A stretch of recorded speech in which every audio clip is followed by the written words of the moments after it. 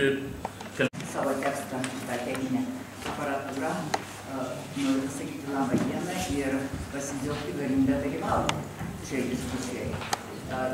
Todėl, kad mes dažniausiai mokslininkai diskutuojam konferencijose, į kurias kviečiam Švietimo ir mokslo ministerijos atstovus ir retai sulaukiam. Taip pat mes disertacijų gynimo metu diskutuojam labai daug ir juose mes visada pristatom ir mokslo žinias, ir praktinį atlikto tyrimo naudingumą. Ir pateikiam rekomendacijas, kartais labai konkrečias, kartais mažiau konkrečias, priklausomai nuo pačio disertacinio tyrimo pobūdžio, bet visada mes turime omeny praktiką ir ieškome naujų galimybių kaip.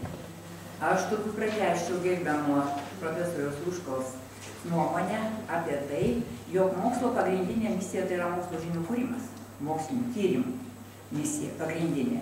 Kodėl ir kuo jos yra tokios reikšmingos? Todėl, kad jos keičia mąstymą, tai yra keičia supratimą, o po to žinoma ir veiksmą, o po to ir praktiką. Taigi, mokslas siūlo visada gana sunkų kelią ir todėl praktikai sunkiai tą priima. Nes būtent yra įprasta per naują praktiką, stebint ją, analizuojant, suprantant vėl į naują praktiką. O mokslas tada padeda suprasti naują praktiką per naujas žinias ir kurti ją, turint tų naujų žinių. O tai yra gana sudėtingas kelias. Na ir todėl mes šiandieną norime parodyti savo tokias naujas įžvalgas ir kartu tokias paieškas vienoj problemai.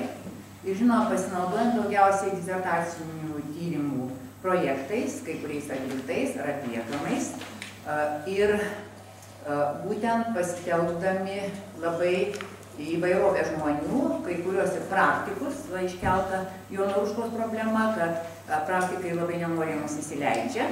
Ir aš kaip disertacinio darbo vadovė turėjau labai gerą patirtį bendraudama su praktikoje dirbusią vadybininkę bent 30 metų, stebėdama, kaip jis sunkiai ėjo į tyriminę praktiką. Nes man buvo atsakyta, kad čia viskas aišku, tai ką mes norime tirti. Taigi, mūsų viena iš pagrindinių tokių švietimui atsiveriančių naujų galimybių, mes eisime į gylį ir bandysime parodyti, kaip mes ieškojame kelių, spręsdami šią problemą, kurią dabar techninių priemonių pagalba pristatys mūsų fakulteto dekanė.